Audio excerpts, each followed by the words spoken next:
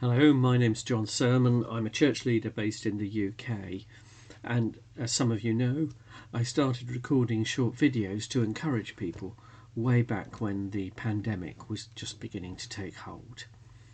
Now approaching 200 such short videos. I'm still doing it, but much less frequently than at the start. And well, the situation is always in flux, isn't it? And we get some encouraging news and some less encouraging, and that varies from country to country as well.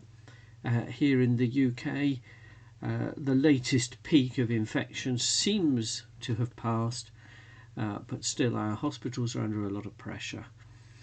And in some countries, vaccination is far less advanced than here, and the dangers of COVID are still very serious.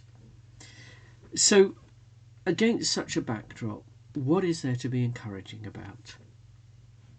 As it happens, the timing of this recording is while the COP26 climate conference is underway here in the UK, and the news we're getting from that is also mixed, with the latest analysis by experts suggesting that the level of commitments various nations have made to reduce fossil fuel use and carbon output is insufficient to limit climate change in the way that was hoped for. And so whilst some good news comes out, some disappointment is also there.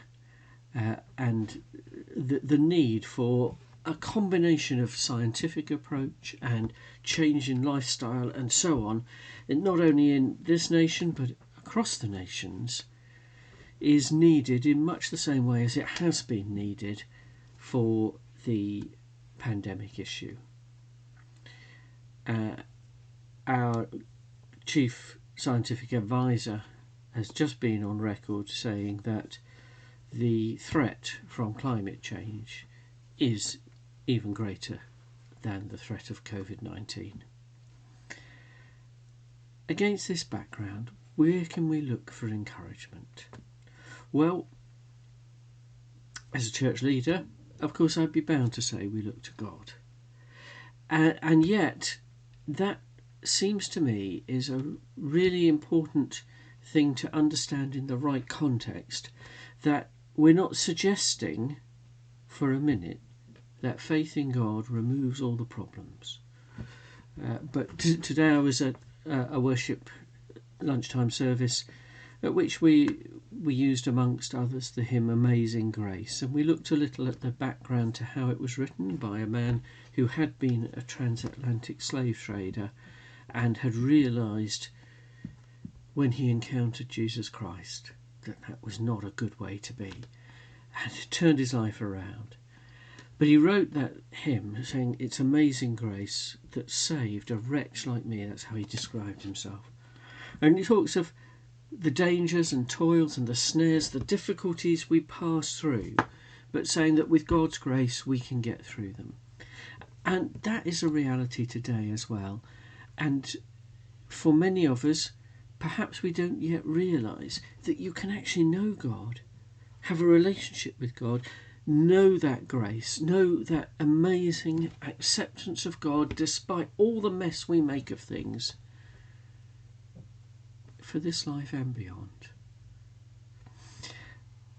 It seems to me that before the pandemic, certainly in Western countries like the UK, we were largely living as though we thought we're in control of everything.